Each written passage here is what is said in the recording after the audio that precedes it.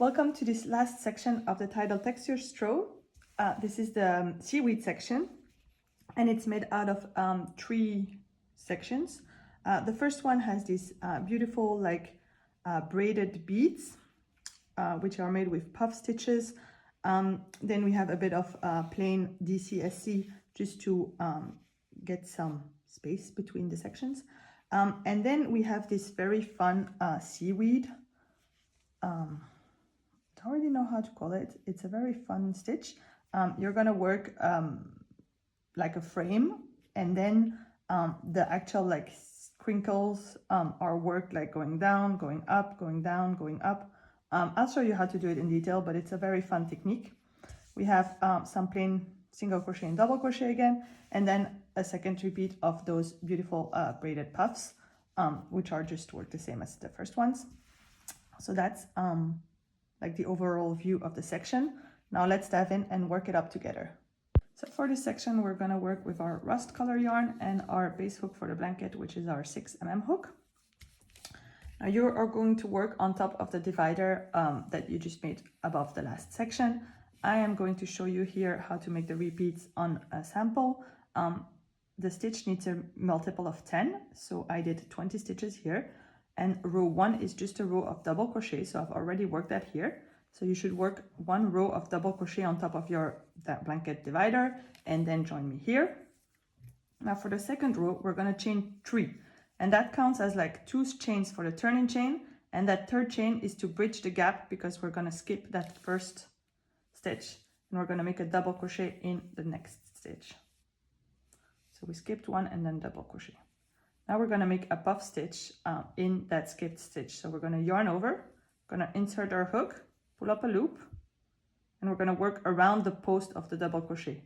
Yarn over, insert your hook, pull up a loop, yarn over, insert your hook, pull up a loop, and you're gonna do that until you have 11 loops on your hook, which is a lot, but that's normal. You're gonna yarn over 1 last time, and you're gonna pull through all the loops. Then you're going to chain 1 to close. And we're going to repeat that across. So we're going to skip 1 stitch. We're going to make a double crochet in the second stitch. Then we're going to make our puff stitch in the skipped stitch around the post of the double crochet we just made. And our puff stitch has 11 loops. And then we're going to chain 1 to close. Going to repeat, double crochet, make a puff stitch in the skipped stitch,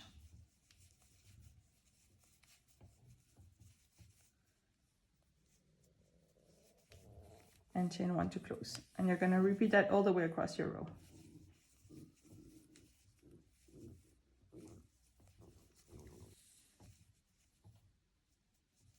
So when you get at the end of the row and you only have 2 stitches left, you're going to skip 1, and instead of making a double crochet, you're going to make a half double crochet to finish up your row. Then you're going to chain 2 and turn your work.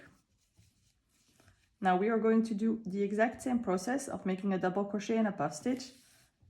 The double crochet every time is going to be in the chain 1 closing stitch, and the puff stitch is going to be in the bigger gap right before it. So we're going to double crochet in this chain 1 and then make a puff in our bigger gap. Chain 1 to close, and you're going to repeat that all the way across. So every time it's the double crochet is in the chain 1 closing chain, and then the puff is in the bigger gap. So when you get to the end of the row, you are going to again just double crochet, half double crochet, sorry, in that last here, and we're going to do it in the chain 2 because we started our row with a chain 3, so in the second chain, which is like the top of our row here. Just to finish it up, we're going to chain 1, and here we have made our braided puffs. It is normal that it's like arcing because it's a very dense stitch, but with the next rows we're going to put it back together, and it's going to tighten up so that those gaps close up. So on our next row, we're going to single crochet across. You're going to make your first single crochet in that first stitch, and then you're going to single crochet in between the puff and the DC post, so in here, and then you're going to single crochet one in the bigger gap, single crochet in between the two there in the bigger gap. You're going to repeat that all the way across till you get back to the end of the row, and you should get back to 150 stitches. This is a good spot to like spot check and count your stitches, making sure that it's correct before you move on.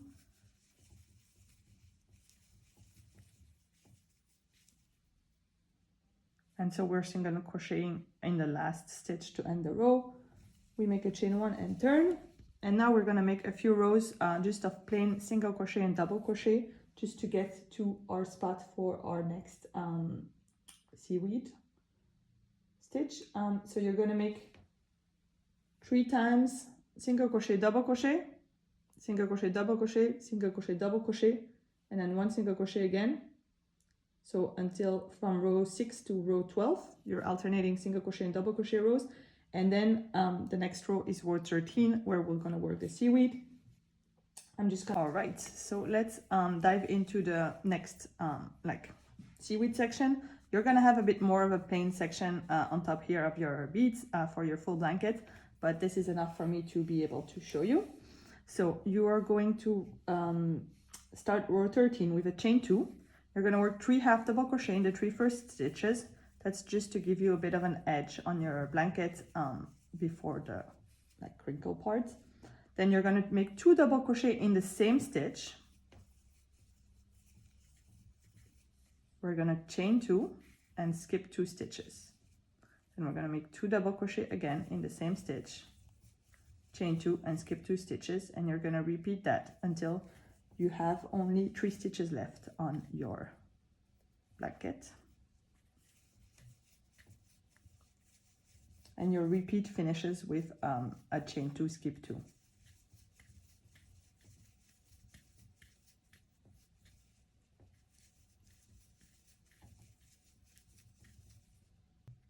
So I make 2 double crochet in the same stitch, and then 2 half double crochet and turn my work.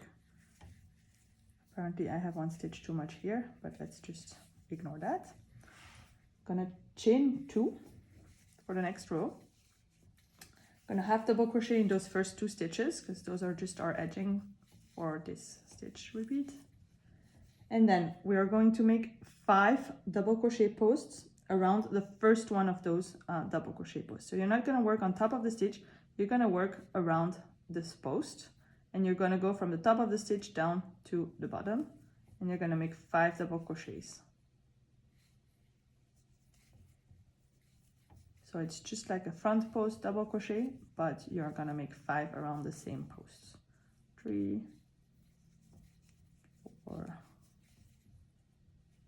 5, and it is totally normal that it is getting crowded. Then you're going to chain 1, and then you're going to work 5 double crochet up, back up the next double crochet post.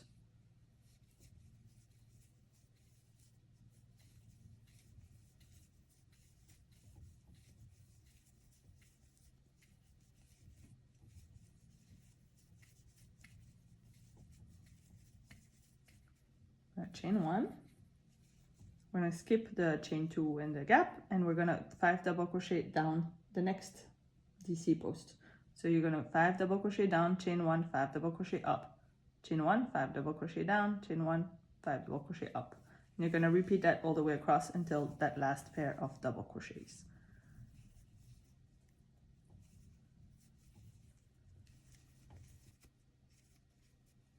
So when you get to the end, that last pair of double crochet, you just work just the same, 5 down, 5 up, and then we're going to half double crochet in the last 3 stitches on this side to finish off our row.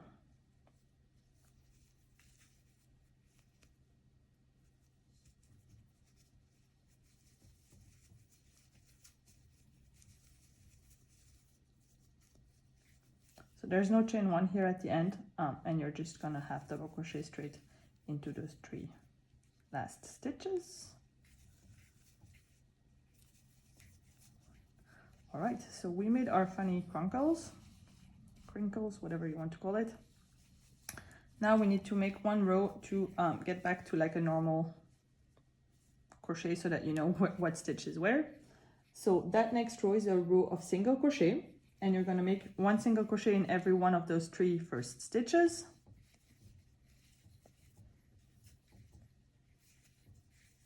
Then you're going to ignore the whole like crinkle thing, and you're going to work in the row below. You are going to make one single crochet in between the 2 double crochet posts that you've worked around, and then 2 single crochet in the gap, in the chain 2 gap that you worked in the row below, 1 single crochet in between the posts, 2 double crochet in the gap, chain 2 gap, and you're going to repeat that all the way across your row, and you should get back to 150 stitches.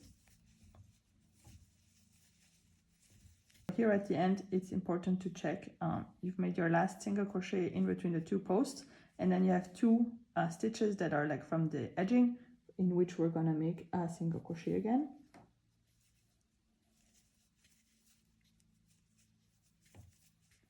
So this is what the wrong side looks like, and then if you turn it around, you have your beautiful crinkles, and you have a row of single crochet that you can start off again. From here on out, you're gonna repeat that plain section here from alternating single crochet and double crochet rows, and then you're gonna repeat those beads again to like have a symmetrical section, and then you're done.